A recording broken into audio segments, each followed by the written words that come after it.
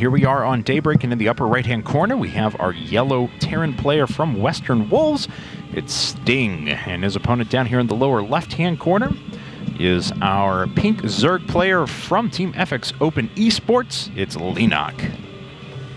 Kevin, I gotta say, Sting is doing a really impressive job right now, because this is Leenock. He 2-0'd Polt, he 2-0'd the STC at IPL 5. 2-1 Apocalypse, and Sting has given him a run for his money. Which is interesting, because Leenock was up 3-1, you know, and suddenly, I mean, Sting has really given him a good fight. Do you think Sting is adapting here? I mean, it really seems like he just keeps opening with the same plays, and I mean, what is making it that Sting is now making this work? Well, I mean, he just went on a 2-1 run, where previously, you know, he went 1-3. Right. Well, I mean, the all-in pressures have been. I mean, he's done proxy racks twice, and he's won 2 games with proxy racks. I mean, I think that's the big indicator, is that Leenock was not ready for those. He was not drone scouting. He was not being prepared, and Sting was able to take advantage of that. Now, though, we have a situation where he's going to go command center first, and Leenock has been able to take advantage of those situations with quick layer tech and hitting his opponent. This time, looks like Leenock is finally going to scout here around the side. You can hide quite a few proxy barracks on Daybreak in this location. Yeah, I mean, in this situation as Leenock, you have to scout here.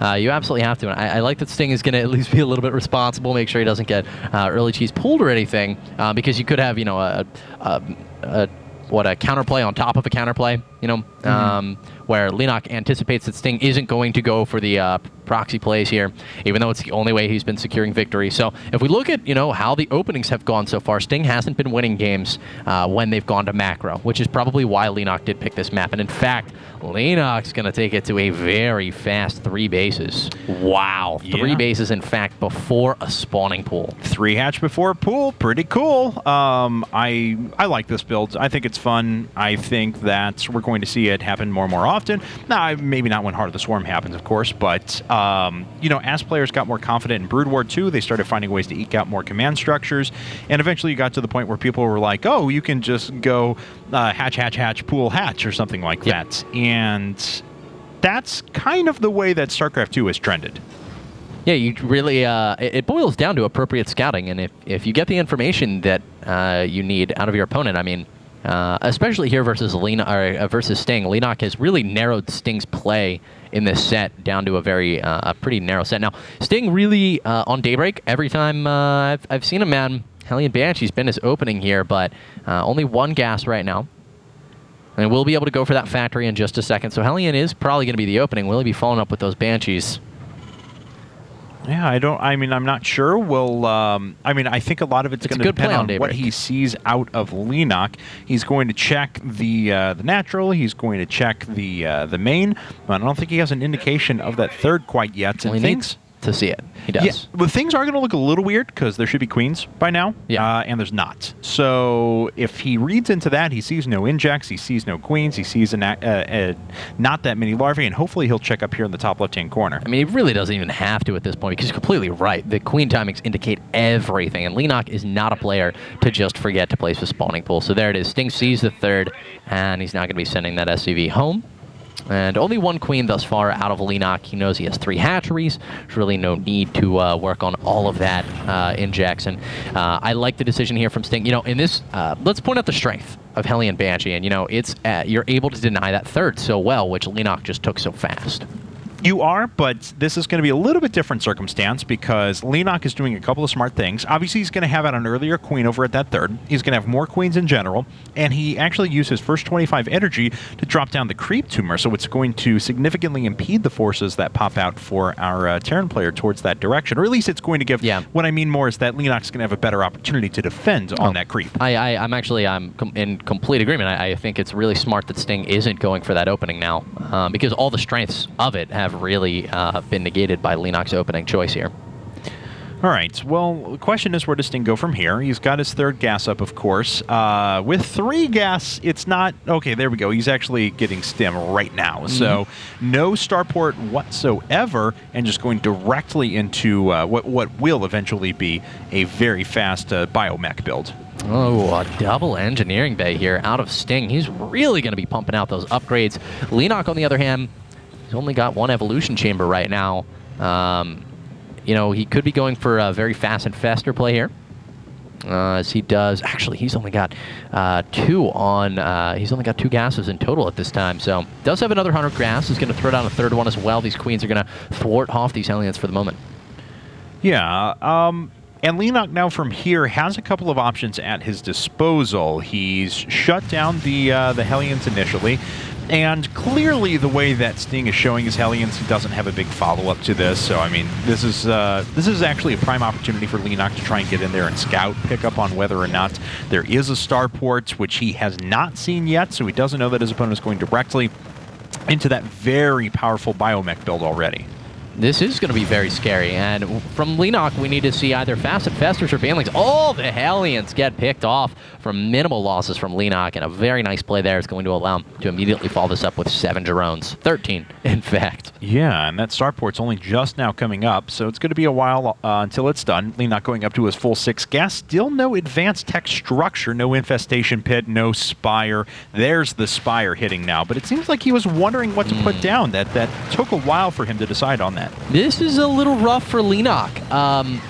He's going for the Spire. He doesn't have the Baneling Nest, so he's not going to be starting Baneling speed. 1-1 is just 80 seconds away from being done. Stim is done. And we'll have Medivacs in about 50 seconds here. So Sting's going to be able to move out in about 50, 60 seconds. The Spire won't be complete. It will be completing about at that time, actually. But here's the thing. Baneling Nest is still not started. Leenock is going to want speed to deal with this attack, and he is not going to have it, Kevin. Yeah, I mean, the real thing, though, is that Sting is a little bit susceptible to any sort of pressure through the air right now. He's not prepared with any sort of missile turrets. He doesn't, I believe, I'll double-check here and make sure he hasn't scanned. Yeah, he doesn't have a read at all as to what his opponent's tech is going to be. So things are looking pretty equal. They both have equally exploitable builds right now, if that makes sense. The Mutalisk could swing in and do a lot of damage. A big timing attack from Sting could swing in and do a lot of damage to his opponent's third. All right, Sting is being distracted right now by some nice counterattack play out of Leenock, which we know is one of his strengths. Yeah, and that's going to be a lot of dead Marines there. Well done, and Leenock has a potential. No, okay, it looks like Sting finally makes his way up with the Stim Marines, pushes away those Zerglings for now. But a full Stim, notably. Leenock moving out with some additional Lings once again. Combat Shields is nearing completion. 2-2 going to start up here for Sting now. And there are those 11 Mutalisks and a Baneling Nest on the way for Leenock at this time. Got Carapace instead of his weapons too, so important to point out what upgrade actually pops up from the Zerg player with that Spire, if any, of course. Definitely.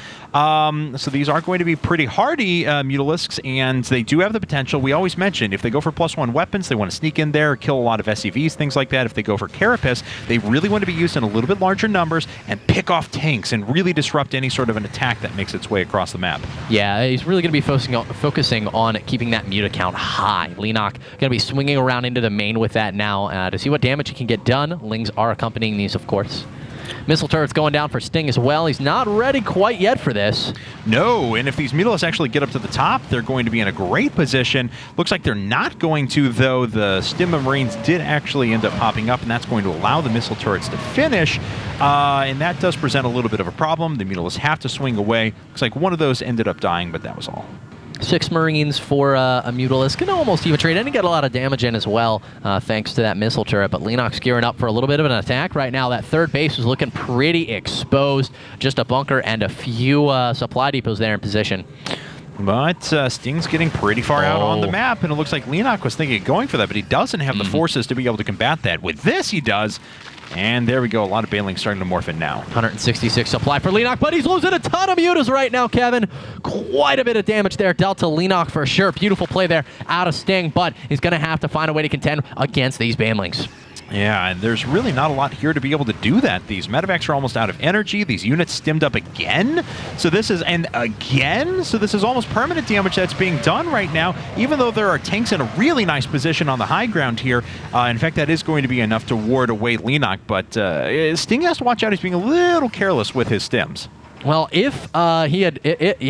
If Leenock had cleaned up those Marines, he actually could have killed all those tanks with the mutas. There was nothing to reinforce them. But as it stands, posed to do a lot of damage to this third right now. Baneling's crashing into that bunker. Not the most cost-efficient trade. Will the SCVs? They do go down. A huge victory there for Leenock, but he did lose all of his Banelings there and quite a few mutas as well. Yeah, the siege tanks actually picked off those Banelings perfectly. They were so clumped up in the middle of the map. This orbital command down to 30 hit points, 20 hit points, but it gets saved at the last instant. Leenock driven away, and Sting holds on. That was actually huge that Sting managed to hold on to that third. It's so vital to him right now after losing all of those SCVs to be able to have the mules to allow him to continue to replenish this army. He's also starting +3 attack behind this. Now, what does Leenock do whenever his attack doesn't succeed? He tries and tries and tries again. That's right. He keeps attacking because he's Leenock, and that's exactly what he's doing right now. Another 14 Banelings. He had made another 50 Zerglings just a second ago, and he's going for round 2. But the problem is that if he overcommits, the Banelings are going to finish up, and he needs to go for it right now. The tanks are already sieged up in position. The Marines actually trying to split around the back. The Banelings died very quickly, and now the Mutalisks are a little bit exposed. But there's just enough to kill the last of the Marines with the aid of the siege tanks, and now these siege tanks are all dead. Good victory there for FXO Leenock. Definitely. Marines are trying to make it here in time to save a tank or two. Will he be able to do it? No, he won't. The mutas are going to pick off every tank for Sting. Now, Sting is still up pretty substantially in supply, and there's actually a drop in the main base right now that's doing quite a bit of damage. Manages to pick off a spawning pool mutas. Mutas.